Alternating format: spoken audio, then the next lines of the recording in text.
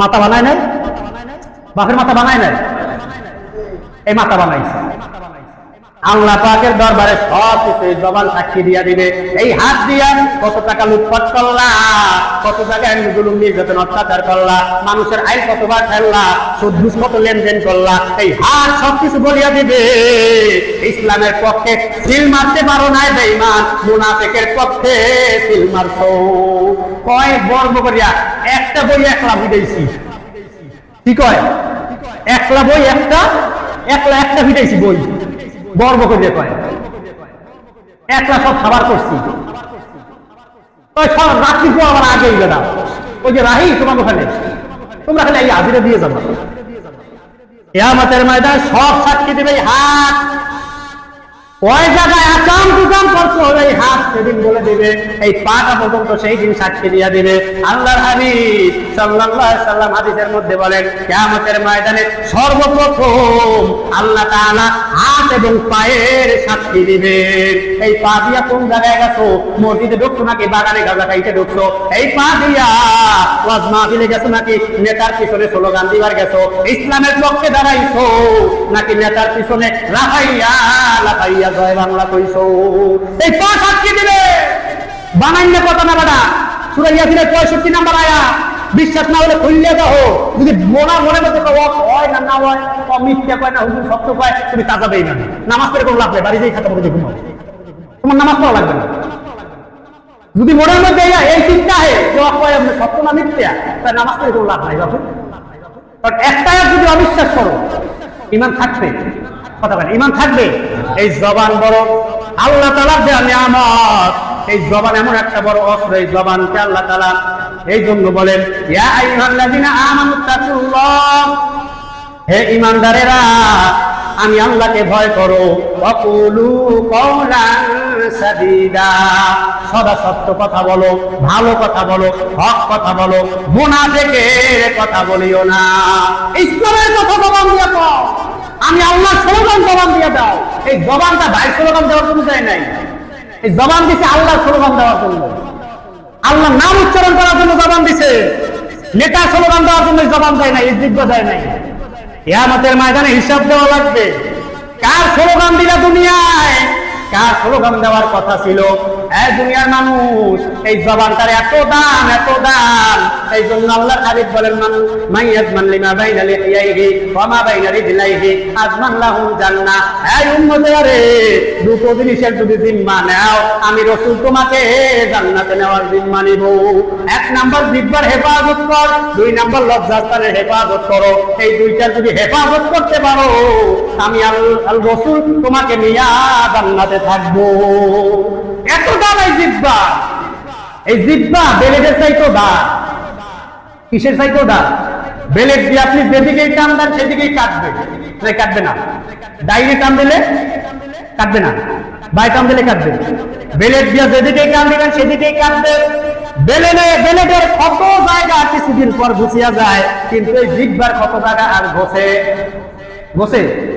জিহ্বা এমন একটা পাওয়ারফুল অস্ত্র, আল্লাহর দেওয়া নিয়ামত। এই জিহ্বা দিয়া যদি কোন বেঈমান কাটটা কাফের যদি একবার লা ইলাহা ইল্লাল্লাহর ঘোষণা দেয়, অমনি মানুষটা বেঈমান থেকে ঈমানদার হয়ে যায় নাকি?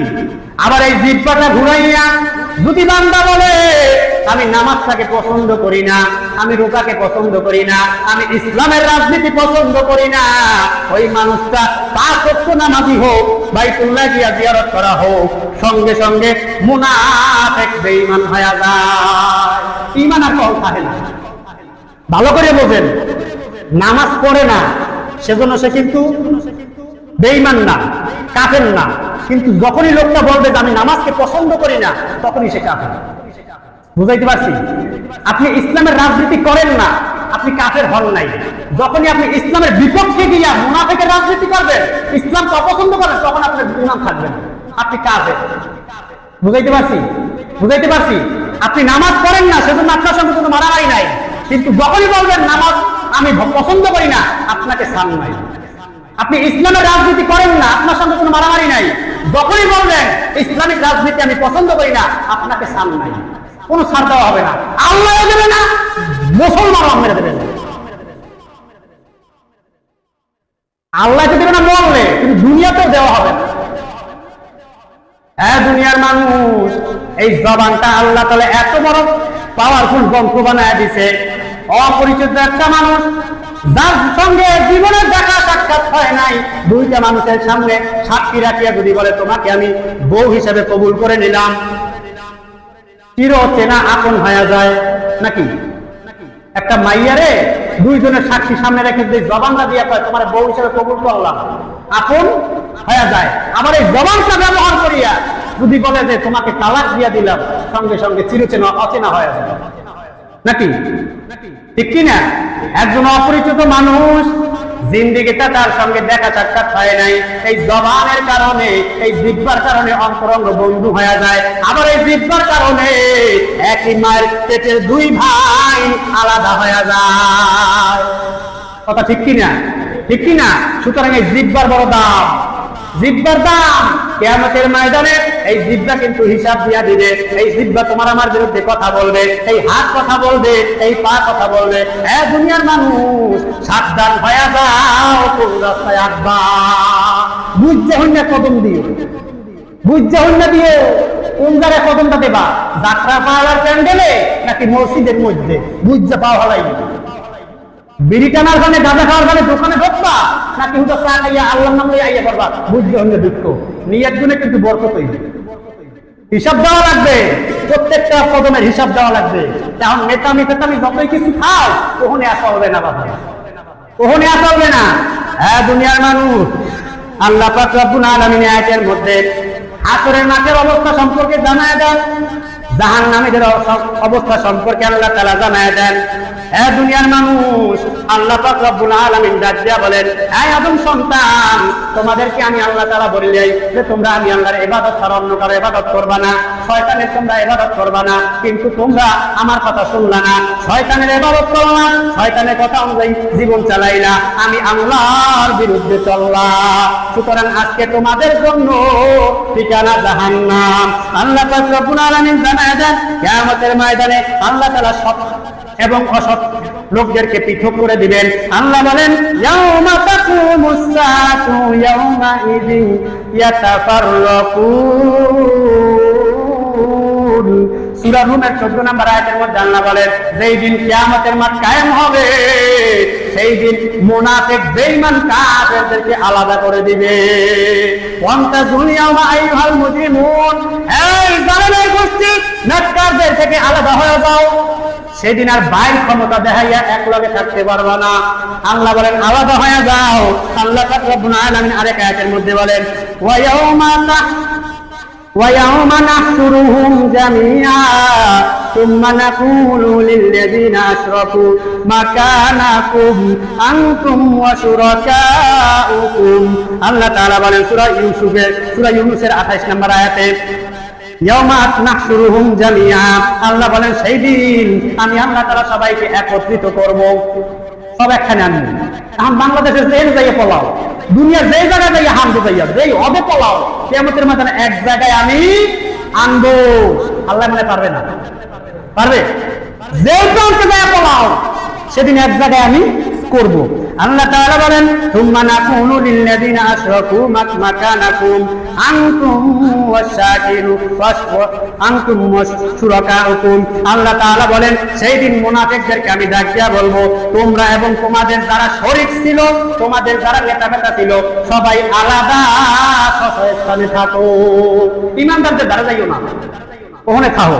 আল্লাহ তাআলা বলেন, আহশুরুল্লাযীনা যালামু ওয়া আযওয়াজাহুম ওয়া মা কানু ইয়াবুদুন মিন দুনিল্লাহি ফাহদুহুম ইলা সিরাতিল জাহিম।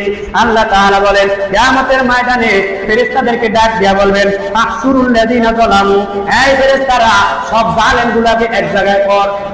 যত জালেম আছে, নামাজ পড়ে না, রোজা রাখে না, হজ করে না, যাকাত দেয় নাই, ইসলামের পক্ষে চলে নাই, জুলুম নির্যাতন অত্যাচার যারা করছে, সবগুলোকে এক জায়গায় কর। শুধু তাকেই না, আল্লাহ তাআলা বলেন ওয়া আযওয়াজুহুম, ওর বন্ধু বান্ধব, সাঙ্গে পাঙ্গে, নেতা কর্মী যা আছে সবগুলোরে আন, সবগুলোরে আন।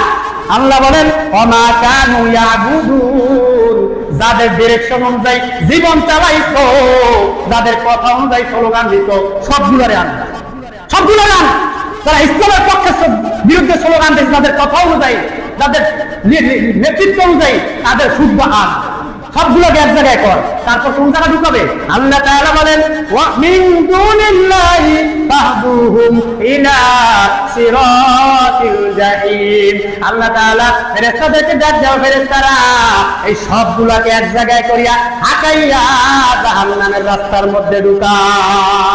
মুফাসসিরিন আয়াতের ব্যাখ্যায় বলেন, রাখাল যেমনি ভাবে সারাদিন গরু চড়াইবার পর সন্ধ্যাবেলা সব গরুগুলাকে হাঁকাইয়া দাওয়াইয়া গরু দলের মধ্যে লইয়া যায়, ঠিক তেমনি ভাবে কিয়ামতের ময়দানে সমস্ত জালেম গুলাকে, যারা ইসলামের পক্ষে কাজ করে নাই, আল্লাহর কথা অনুযায়ী জীবন চালায় নাই, নামাজ পড়ে নাই, রোজা রাখে নাই, হজ করে নাই, যাকাত দেয় নাই, ইসলামের পক্ষে স্লোগান দেয় নাই, আল্লাহর বিরুদ্ধে কথা বলছে, ইসলামের বিপক্ষে কথা বলছে, রসুলের বিপক্ষে কথা বলছে, কোরআনের বিপক্ষে কথা বলছে, আলেম ওলামাদের বিপক্ষে কথা বলছে, এই সবগুলোকে দাওয়াইয়া হাঁটাইয়া লড়াইয়া জাহান্নামের মধ্যে নিয়ে ঢুকা।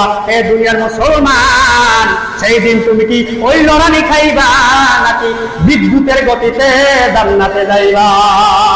হিসাব মিলাও, হিসাব মিলায় দাও। সেদিন কি লড়ানি ওখানে খাবা নাকি বিদ্যুতের গতিতে জান্নাতে যাইবা? হিসাবটা মিলায় দাও। কিয়ামতের ময়দানে কিন্তু কোনো ছাড় নাই। দুনিয়াতে বসিয়া সুযোগ আছে সংশোধন হওয়ার, কিয়ামতের ময়দানে আর সংশোধন হওয়ার সুযোগ নাই।